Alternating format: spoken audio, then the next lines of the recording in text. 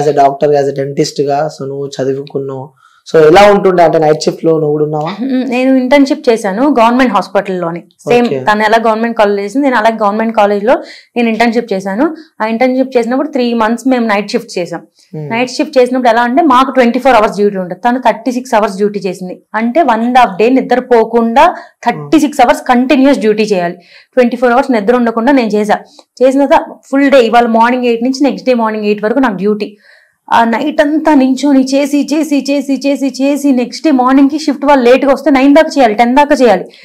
ఆ పాయింట్ లో నేను నా ఫ్రెండ్స్ కి కాల్ చేసి, ప్లీజ్ మీరు నెక్స్ట్ షిఫ్ట్ వాళ్ళు రండి, నా కాలంతా వాటర్ బబుల్స్, ఆ వాటర్ బబుల్స్ పెయిన్ నడుస్తుంటే అయినా నడవాలి, అట్లాగే వాటిపైన నడవాలి, ప్లీజ్ నా వల్ల కావట్లా రండి. ఆ పెయిన్ ఎట్లా ఉంటుందో మాకు తెలుసు. 36 మాకు అసలు కూర్చోడానికి కానీ ఉండడానికి కానీ పీజీసీకి కానీ ఇంటర్న్స్ కానీ ఎక్కడ ప్లేస్ ఉండదు, రూమ్స్ ఉండవు, ఏమీ ఉండవు. ఎత్తుక్కుంటాం మేము, ఏదైనా రూమ్ ఖాళీ ఉందా వెళ్ళి కూర్చోడానికి అని వెతుక్కుంటూ ఏదైనా సెమినార్ రూమ్స్, అప్పుడు క్లాసెస్ జరగవు కదా, జరగనప్పుడు నైట్ టైం ఆ ఖాళీగా ఉంటే అక్కడికి వెళ్ళి కూర్చొని రెస్ట్ తీసుకుంటాం, తినాలంటే అక్కడికి వెళ్ళి కూర్చొని తింటాం. మాకంటే ఒక ప్లేస్ కానీ ఏమీ ఉండదు. అంతలాగా అమ్మాయి కష్టపడి ఆ డ్రెస్ వేసుకొని పడుకుంది రెస్ట్ తీసుకోవడానికి. సో ఒక ఫ్యామిలీలో ఇప్పుడు మా మమ్మీ నాకు లాస్ట్ ఇంటర్వ్యూ చెప్పినప్పుడు ఎప్పుడు కాల్ చేస్తూనే ఉంటది. మా మమ్మీ ఒక్క టైంలో నాకు కాల్ చేయదు, అది నేను జాబ్ వర్క్ లో ఉన్నప్పుడు. ఎందుకంటే అప్పుడు డిస్టర్బ్ చేయకూడదు, అండ్ చుట్టూ చాలా మంది పేషెంట్స్ ఉన్నారు, చాలా మంది డాక్టర్స్ ఉన్నారు, తను ఒక సేఫ్ ప్లేస్ లో ఉంది అనుకోని పేరెంట్స్ ఇంట్లో మా అమ్మాయి జాబ్ సినిమాకి వెళ్ళినా ఫోన్ చేస్తారు, పబ్కి వెళ్ళినా ఫోన్ చేస్తారు, గుడికి వెళ్ళినా ఫోన్ చేస్తారు, ఎక్కడికి వెళ్ళినా ఫోన్ చేస్తారు. కేవలం డ్యూటీలో ఉన్నప్పుడు మాత్రమే వాళ్ళని డిస్టర్బ్ చేయకూడదు, సేఫ్ ప్లేస్ లో ఉంది అనుకొని పడుకుంటారు. అలా పడుకున్నప్పుడే వాళ్ళ అమ్మాయి ఇట్లా అయిపోయిందని వాళ్ళకి తెలిస్తే ఆ న్యూస్, నేను అలా కోరిలేట్ కూడా చేసుకోలేకపోతున్నాను అనమాట అమ్మాయి ప్లేస్ లో పెట్టుకొని. అంటే ఇలా చూడవచ్చు అంటావు, అంటే అంత కష్టపడి ఒక అమ్మాయి అంత సేఫ్ ప్లేస్, అది ఎక్కడో జరగలేదు, అదే హాస్పిటల్లో జరిగింది. అంటే ఎలా చూడొచ్చు అంటారంటే ఒక ఇంట్లో వాళ్ళు కానీ ఆ కుటుంబ సభ్యులు కానీ ఎవరైనా సరే నమ్మి ఆ జాబ్ కి పంపిస్తారు.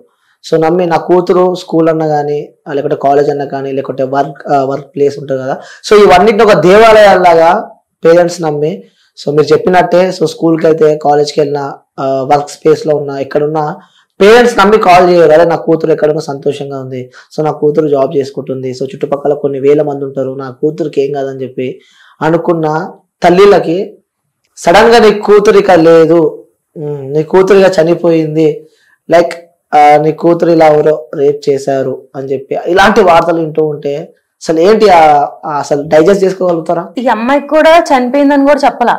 నైట్ 4 o'clock 6 o'clock జరిగింది. ఫస్ట్ ఏమో ఒంట్లో బాగాలేదని కాల్ చేశారు వాళ్ళ పేరెంట్స్ కి. ఒక ½ an hour తర్వాత సూసైడ్ చేసుకుందని కాల్ చేశారు. అది గవర్నమెంట్ కాలేజ్ అవ్వడం వల్ల ఏం జరిగినా గవర్నమెంట్ మీదకి వస్తుంది కాబట్టి ఆ గవర్నమెంట్ కాలేజ్ లో జరిగింది ఒక సూసైడ్ లాగా క్రియేట్ చేశారు. ఆ అమ్మాయిని సెమీ న్యూడ్ గా అట్లా నేకెడ్ గా అందరూ జనాలు వచ్చి చూసేంత వరకు కూడా అట్లాగే ఉంచేశారు. ఆ ఫొటోస్ అట్లా వస్తుంటే మేము ఇక్కడి నుంచి చూసే వాళ్ళకే మేము అసలు తట్టుకోలేని స్టేజ్ లో ఉన్నాము. వాళ్ళ పేరెంట్స్ వెళ్ళి అది లైవ్ గా చూసి అంత దారుణంగా అమ్మాయి హారబుల్ గా రేప్ అండ్ మర్డర్ జరిగినా కూడా సూసైడ్ అని అసలు వాళ్ళు ఎలా చెప్పారు, వాళ్ళకి అసలు నోరు ఎలా వచ్చిందో కూడా. అంటే ఈ ఘటనను చూస్తూ ఉంటే ఏమనిపిస్తుండే, యాజ్ ఎ డాక్టర్ గా, యాజ్ ఎ డెంటిస్ట్ గా ఏమనిపిస్తుండే ఒక అమ్మాయిగా? అంటే ఇంక ఎక్కడా సేఫ్టీ లేదు మాకు. బయటికి వెళ్ళడానికి సేఫ్టీ లేదు, రాత్రిపూట తిరగడానికి సేఫ్టీ లేదు, పొద్దున్న బయటకు వెళ్ళడానికి లేదు, ట్రావెల్ చేయడానికి లేదు, ఏం చేసినా సేఫ్టీ లేదు. ఏం చేసినా కూడా మీ డ్రెస్ బాగాలేదు, మీరు ఇట్లా ఉన్నారు. అండ్ ఆ కాలేజ్ ప్రిన్సిపల్ కూడా ఎందుకు ఆ అమ్మాయి ఆ టైంలో అక్కడ ఉంది అంటే వాళ్ళు ఏం ప్రొవైడ్ చేయలేదు. అక్కడికి రేప్ చేసిన వాడికి కూడా అక్కడ ఒక ముందు స్టే ఉండడానికి ప్లేస్, కానీ అక్కడ చదువుతున్న డాక్టర్ కి ఆ ఇంటర్న్ చేసే అమ్మాయికి ప్లేస్ లేదు ఉండడానికి. అందుకే ఆ అమ్మాయిలు అక్కడ ఉంది. నువ్వే కనుక అక్కడ ప్లేస్ ఇచ్చుంటే అమ్మాయికి ఉండడానికి, ఆ అమ్మాయి వెళ్ళి ఒంటరిగా ఆ రూమ్ లో కూర్చోదు కదా. సో ఇంకొకటి ఏంటంటే అమ్మాయి ఒక్కతే అక్కడికి వెళ్ళింది అని చెప్పి కూడా కొన్ని వార్తలు వింటూ ఉన్నాం. సో అమ్మాయి ఒక్కతే అంతమంది క్రౌడ్ వదిలిపెట్టి అమ్మాయి ఎక్కడికి వెళ్ళేందుకు పడుకుంది అని కూడా. మరి ఎక్కడ పడుకుంటది అమ్మాయి? ఒక అమ్మాయి వెళ్ళి కూర్చొని అందరి మధ్యలో పడుకోలేదు కదా. అమ్మాయి ఎక్కడ కూర్చున్నా కూడా స్ట్రైట్ గా కూర్చోవాలి. అమ్మాయి పడుకోకూడదు కదా ఎవరి ముందు కూడా. అబ్బాయిలు ఎక్కడైనా ఎక్కడ పడితే అక్కడ పడుకోవచ్చు, కానీ ఒక అమ్మాయి పడుకుందంటే బ్యాడ్ గానే చూస్తారు. సో అమ్మాయి ఎవరు లేని చోటే కదా వెళ్ళి కూర్చొని పడుకోగలదు. అప్పుడు కూడా అక్కడికి వచ్చి కొంతమంది నర్సెస్ మాట్లాడితే అప్పుడు కూడా అమ్మాయి 2 o'clock కి కూడా ఆ స్టాఫ్ నర్సెస్ కి ట్రీట్మెంట్ గురించి చెప్తుంది. అంతా అయిపోయింది. 3 o'clock కి కూడా తను పడుకొని ఉంది బెడ్షీట్ వేసుకొని. ఒక 45 minutes లో అమ్మాయి కెరియర్ లైఫ్ అంతా పోయింది. వాళ్ళ ఫ్యామిలీకి ఇంకా అమ్మాయి లేదు. ఎంత కష్టపడితే వస్తుందో గవర్నమెంట్ కాలేజ్ లో సీట్, నీట్ ఎంత కష్టపడి క్రాక్ చేస్తూ వస్తుందంటే ప్రైవేట్ కాలేజ్ లో కూడా ఫీజులు కట్టి జాయిన్ అవుతారు, కానీ ఒక గవర్నమెంట్ కాలేజ్ లో సీట్ తెచ్చుకోవాలంటే అమ్మాయి ఎన్నో డేస్ కష్టపడి 31 years అయినా అమ్మాయి ఇంకా చదువుకుంటానే ఉంది, ఇంకా సంపాదించడం కూడా స్టార్ట్ చేయాల. ఇంకో సంవత్సరం అయితే ఆ అమ్మాయి అయిపోయిద్ది, అప్పుడు సంపాదించడం స్టార్ట్ చేసిద్ది. అమ్మాయి లైఫ్ కూడా ఏం బతుకుండదు, ఏం పెళ్లి చేయదు, ఏం జరగని కూడా జరగలేదు. 31 years గా అమ్మాయి చదువుకుంటానే ఉంది, కష్టపడుతూనే ఉంది. అంతా కష్టపడి ఇంకొక ఇయర్ అయిపోద్ది, తన చదువు అయిపోద్ది, ఇంక బయటకు వచ్చిద్ది, హ్యాపీగా బతికిద్ది అన్న టైంలో ఒక జస్ట్ ఒకటి ఫీలింగ్స్ వాడు కంట్రోల్ చేసుకోలేక వాడికి 30 to hardly 40 minutes మొత్తం అమ్మాయి లైఫ్ అంతా పోయింది అక్కడ. నేను నా ఫ్రెండ్స్ కి అందరికి ఫోన్ చేసి ఇలా జరిగిందంట. వాళ్ళందరూ కూడా ఎవరు చదువుకొని కూడా చదువుకోలేకపోతుంది. నా ఫ్రెండ్ MBBS ఎగ్జామ్ కి చదువుకుంటుంది. ఏం జరిగింది ఇట్లా అంటే, నేను చదవని కూడా చదవలేకపో. అందరూ మేమంతా కోరిలేట్ చేసుకుంటున్నాం దానికి. అండ్ ఏంటంటే నేను నిన్న దీనికి చాలా డిప్రెషన్ కి వెళ్ళిపోయాను. నిన్న దీని వల్ల నేను ఒక వీడియో చేస్తే దాని కింద కామెంట్స్ కూడా, మీకు మాట్లాడే అర్హత లేదు, మీరు వీడియోలు చేయడం వల్ల ఇలా చేస్తారు, మీరు చూడడం సరిగ్గా చూస్తే ఇలా ఉండదు కదా. సరే మేము వీడియో చేసిన ఇట్లా అమ్మాయి అలా చేయలేదు కదా, మరి ఆ అమ్మాయికి జరిగింది ఏంటి? ఇక మీరు మిగతా అందరికి జరుగుతుంది, అప్పుడు ఎవరు మాట్లాడలే ఇప్పుడు వచ్చి మాట్లాడచ్చు అంటే ఇది కంప్లీట్ గా రేపు మాకే జరగచ్చు. మేమే ఒక డ్యూటీలో ఉన్నప్పుడు మాకే జరగచ్చు. ఎన్నోసార్లు మేము అలా సెమినార్ రూమ్ లో కూర్చున్న రోజులు ఉన్నాయి. అది రేపు మాకే జరగచ్చు. అలా మేము అంత దగ్గరగా మాతో పాటు ఉన్న సిస్టర్ లాగే కదా అమ్మాయి, మాతో పాటు ఉన్న డాక్టర్ అంటే మీలో ఒకరు అన్నట్టు.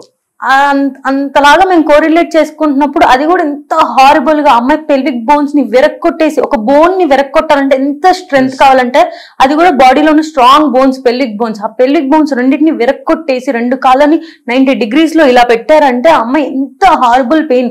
అండ్ ఐస్ లోకి గ్లాసెస్, వెజైనాలోకి గ్లాసెస్, అండ్ ఫుల్ బ్లీడింగ్. ఎంత కష్టపడింది ఆ అమ్మాయి సర్వైవ్ అవ్వడానికి. ఆ జస్ట్ ఆ సీన్స్ ని అండ్ ఆ అమ్మాయికి జరిగిన ఇంజ్యూరీస్ ని, ఆ పోస్ట్ మార్టం రిపోర్ట్ ని, ఆ ఫొటోస్ ని చూస్తుంటే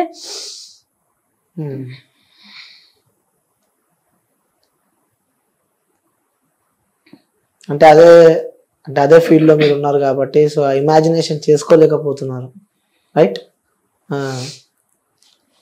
సరే, ఇది పక్కన పెడితే, సో మీరు ఇప్పుడే చెప్పారు ఇన్స్టాగ్రామ్ లో మీరు ఒక రీల్ అప్లోడ్ చేశారు అని చెప్పి, దాని కింద కామెంట్స్ కూడా చాలా నెగిటివ్ వచ్చినాయి మీకు. నువ్వు పాజిటివ్ గా అందరు అబ్బాయిలు చేశారని అసలు ఎవ్వరూ చెప్పరు. Not all men, but men.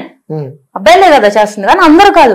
80% చాలా పాజిటివ్ గా రెస్పాండ్ అయ్యారు. అండ్ ఆ నెగిటివ్ కమెంట్స్ కూడా ఒక ఆయన నాకు అది చూసి, మీరు ఆ నెగిటివ్ కమెంట్స్ వాళ్ళు ఇలాగే పెడతారండి, మీరు దానికి అఫెండ్ అవ్వకండి, మీరు ఖచ్చితంగా సపోర్ట్ చేయండి, బయటకు వచ్చి మాట్లాడండి అని చెప్పే వాళ్ళు చాలా మంది ఉన్నారు.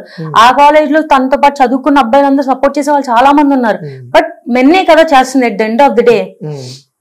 ఓకే, సో నిజంగానే స్వాతంత్రం వచ్చిందా అంటే మీరు ఏమంటారు? అసలు నాకైతే ఎప్పుడు అనిపించలేదండి వచ్చిందని. ఎందుకంటే నేను ఇప్పుడు జాబ్ చేయడానికి హైదరాబాద్ వచ్చి కూడా మమ్మీ నాతో పాటు ఇక్కడే ఉంటుంది, మా డాడీ సింగిల్ గా ఉంటున్నారు విజయవాడలో. ఎందుకంటే భయం, ఇక్కడ ఎవరు తెలియదు, ఎవరేం చేస్తారో ఏ టైం చేస్తారో తెలియదు. ఎంత నమ్మినా వాళ్ళు అబ్బాయిలే కదా, at the end of the day వాడు ఏ రోజు ఎట్లా మారిపోతాడో తెలియదు. ఇంత మృగంలాగా వాడు ట్రీట్ చేశాడు. అసలు ఎక్కడ అంత ఫ్రీడమ్, అంత ఇండిపెండెన్స్ వస్తే మా పేరెంట్స్ వచ్చి నాతో పాటు ఉండి వర్క్ తీసుకెళ్లాల్సినంత అవసరం లేదు. ఒక వర్క్ వెళ్ళడానికి కూడా వాళ్ళు తోడొచ్చి తీసుకెళ్తున్నారు అంటే ఎంత దారుణమైన స్టేట్ లో మనం ఉన్నామని చూసుకోవాలి. ఈ ఇంటర్వ్యూకి వస్తున్నప్పుడు కూడా జాగ్రత్త అమ్మ, ఎవరికో అమ్మాయికి ఎలా జరిగిందంట అని చెప్పి పంపించారు.